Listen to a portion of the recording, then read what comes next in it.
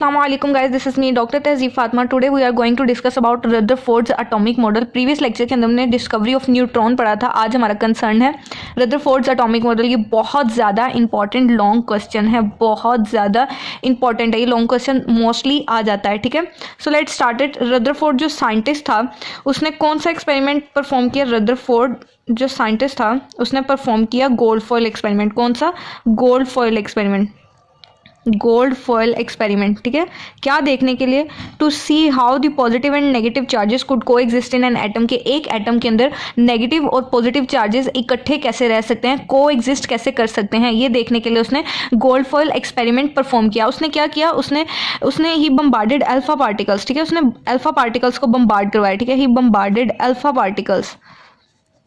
Alpha particles को उसने bombard करवाया. ठीक है, on 0.00004 centimetre thick gold foil. ठीक है, इतनी ज़्यादा बारीक गोल्ड फॉइल उसने ली.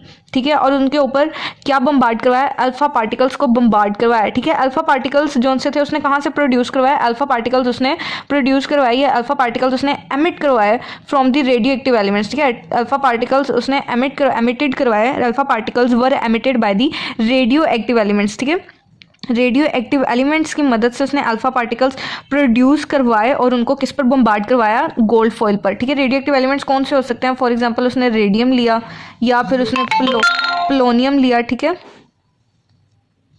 प्लोनियम लिया. ठीक है, उसने रेडियो एक्टिव एलिमेंट्स में से अल्फा पार्टिकल्स प्रोड्यूस करवाया और उन्होंने अल्फा पार्टिकल्स को गोल्ड फॉइल पर बम्बार्ड करवाया, गोल्ड फॉइल पर कोलाइड करवाया. ठीक है, फिर उसने क्या ऑब्जर्व किया? उसने ऑब्जर्व किया, ही ऑब्जर्व दैट, उसने देखा कि ही ऑब्जर्व्ड दैट अल्फा पार्टिकल्स. उसने वो अल्फा पार्टिकल्स को ऑब्जर्व किया. किस पर? अल्फा पार्टिकल्स को उसने फिर बाद में गोल्ड फॉइल से गुजार कर आगे उसने ऑब्जर्व किया ऑन फोटोग्राफिक प्लेट. ठीक है, फोटोग्राफिक प्लेट के ऊपर उसने उन अल्फा पार्टिकल्स की ऑब्जर्वेशन की. फोटोग्राफिक प्लेट कह लो या फिर एक ऐसी स्क्रीन जो कि कोट हुई थी, कोटेड विद जिंक सल्फाइड. ठीक है, जिसको जिंक सल्फाइड के साथ कोट किया गया था. ठीक है, ऐसी स्क्रीन ली थी या एक फोटोग्राफिक प्लेट आगे रख दी थी गोल्ड फॉइल के आगे, जिन पर अल्फा पार्टिकल्स को उसने उनकी डायरेक्शंस को ऑब्जर्व किया. ठीक है, तो ये बेसिकली सारा इंट्रोडक्शन था एक्सपेरिमेंट का कि रदरफोर्ड ने गोल्ड फॉइल एक्सपेरिमेंट परफॉर्म किया ये देखने के लिए कि पॉजिटिव और नेगेटिव चार्जेस कैसे इकट्ठे रह सकते हैं एक एटम के अंदर. ठीक है, how positive and negative charges could coexist in an atom. ठीक है, उसने क्या किया?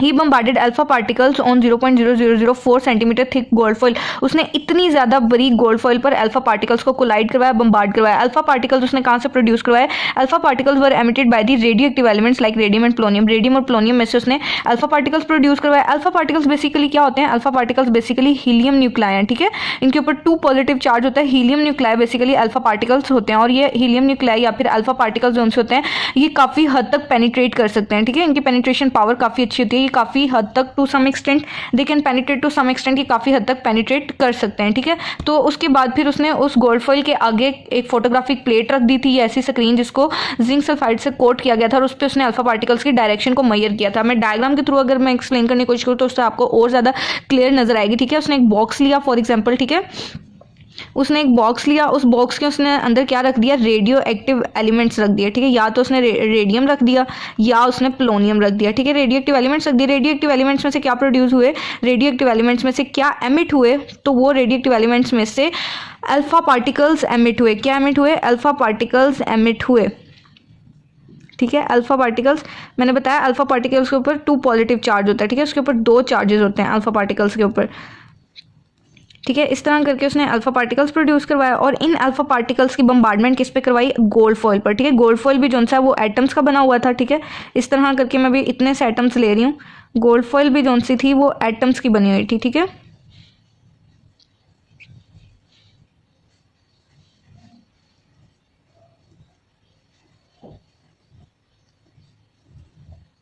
ठीक है,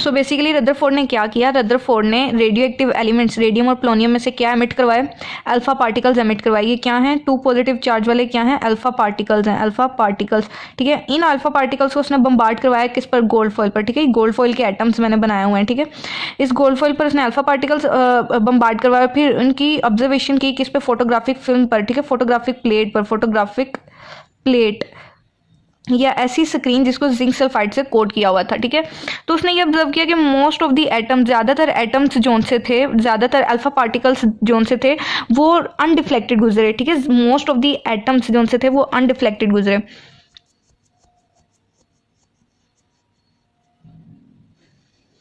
सो आई होप आप लोगों को समझ आ गई होगी। एक्सपेरिमेंट अगर कोई पूछे तो आप लोगों ने ये लिखना है कि रदरफोर्ड ने गोल्ड फॉइल एक्सपेरिमेंट परफॉर्म किया था to see how the positive and negative charges could coexist in an atom. उसने क्या किया एक्सपेरिमेंट में, उसने अल्फा पार्टिकल्स को गोल्ड फॉइल पर बम्बार्ड करवाया। अल्फा पार्टिकल उसने रेडियो एक्टिव एलिमेंट में से प्रोड्यूस करवाया जैसे कि रेडियम एंड पोलोनियम, और उसने फिर उन अल्फा पार्टिकल्स की डायरेक्शन को फोटोग्राफिक प्लेट पर ऑब्जर्व किया। ठीक है, आगे हम नेक्स्ट देखते हैं कि रदरफोर्ड एटॉमिक मॉडल की ऑब्जर्वेशंस क्या थी, या इस एक्सपेरिमेंट में से उसने क्या ऑब्जर्व किया। तो वो हम 2 ऑब्जर्वेशंस कर लेते हैं कि उसकी ऑब्जर्वेशंस क्या थी, इस एक्सपेरिमेंट से उसने क्या ऑब्जर्व किया। ठीक है,